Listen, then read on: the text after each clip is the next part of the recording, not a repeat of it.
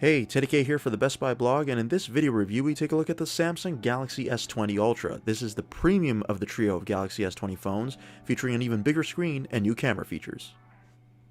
Of the three Galaxy S20 phones that Samsung has launched, the Ultra is, well, the ultimate. It's got all the features that Samsung has put in that the other two models don't have. It is a little bit bigger with a 6.9-inch screen. There is a larger battery, of course, with the 5,000 milliamp battery.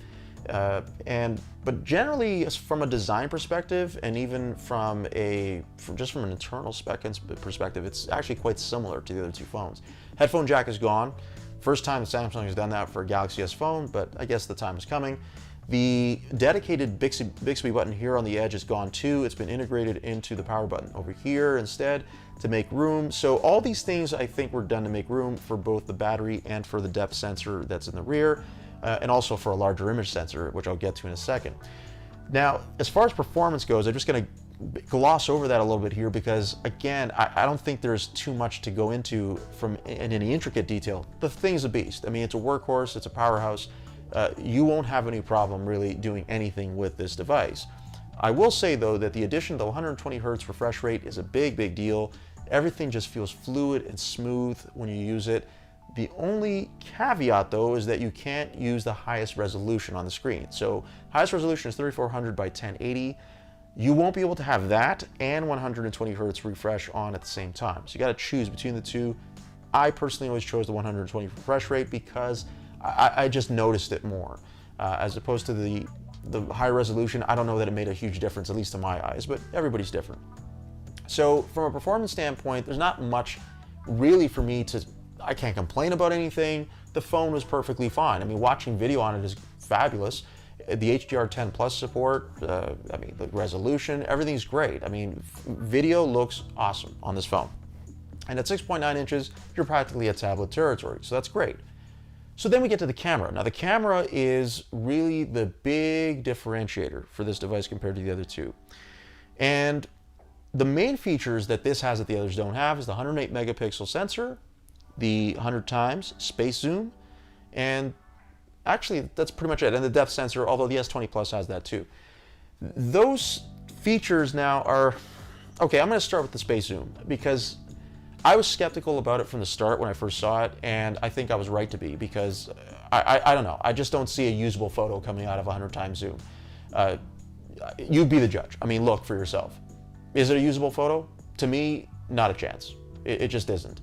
So I don't really understand what the purpose of it is, because even if I'm looking from a distance at something, it's not really clear. I mean, basically what the camera's doing is it's zooming in 100 times, but it's just cropping the image that you're looking at. So naturally, the quality is not going to be very good because it's all digital zoom that's going on at that time.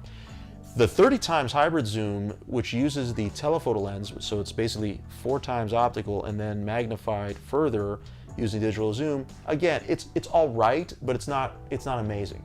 It's the 10 times hybrid zoom that actually is impressive.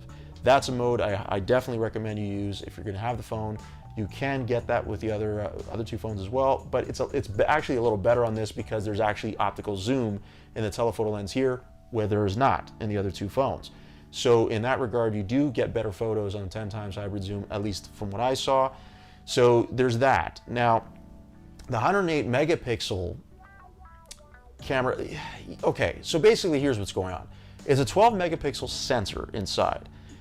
Samsung uses pixel binning by basically splitting the pixels into 9. So what you get basically when you do the math is 108 megapixels, okay? So, okay, great. Now that's huge, it's a huge number, but the sensor is larger than any sensor that Samsung has put in a phone before, but the results are going to vary depending on what you're doing.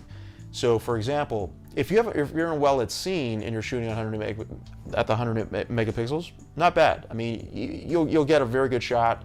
You'll probably be able to crop in there too, but you can only use that mode in photo mode, so you can't really get too creative with it.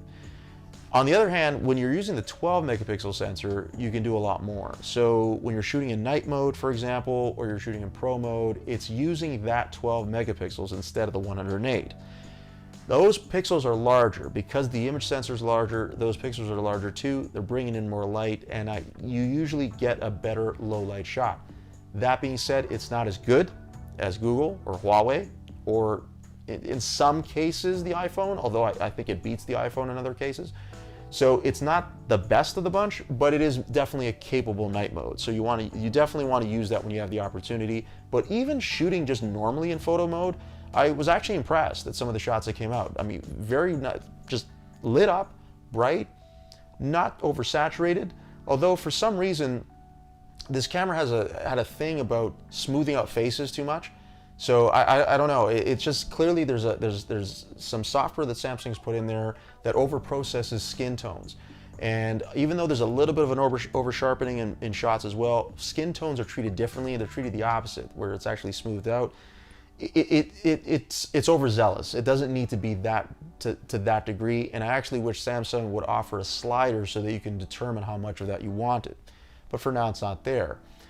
Some people noticed that and mentioned, I know some reviewers were mentioning that there were focusing issues with the camera. I ran into that a couple times, but it wasn't pervasive enough for me to see it as a major issue. So I don't know, and a software update is going to fix that anyway. It's a great shooter, but it's not a transcendent one, is probably the way I would describe it. I mean, for example, look, even with video, there's 8K video, okay? Cool, you can shoot in 8K, but not a lot of people have 8K TVs. So unless you have one of those, I mean, I don't know. I don't know that I see the value in it.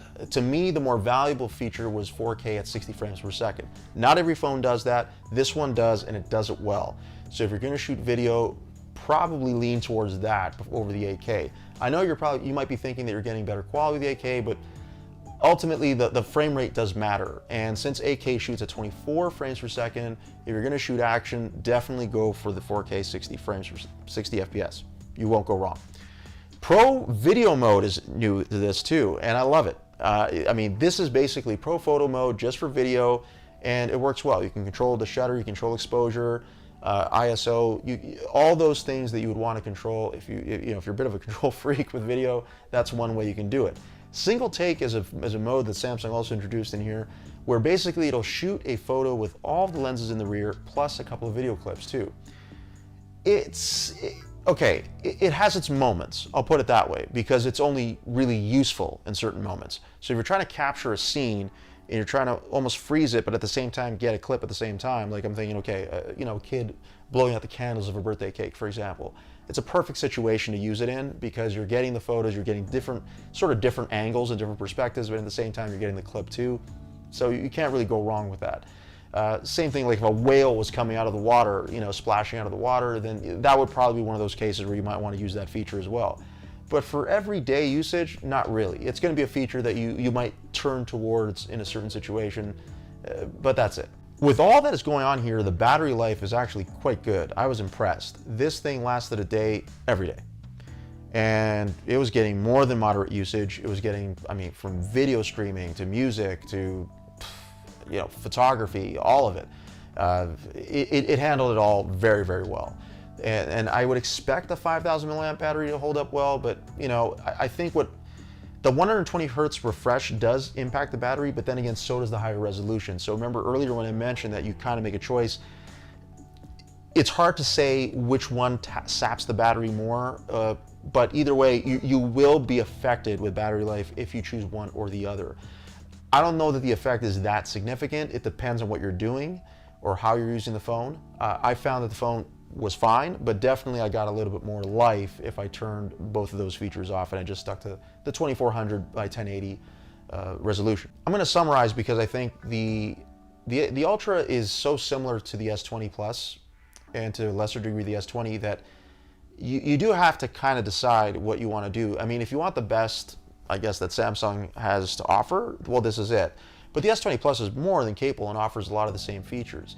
So some of the features that are specific to this phone, I don't know that they need some work. They do need some polish. Maybe with time, they'll stand out a little further. But to me, the gap between this and the S20 Plus is actually not that significant. So it really does depend on what you want to do.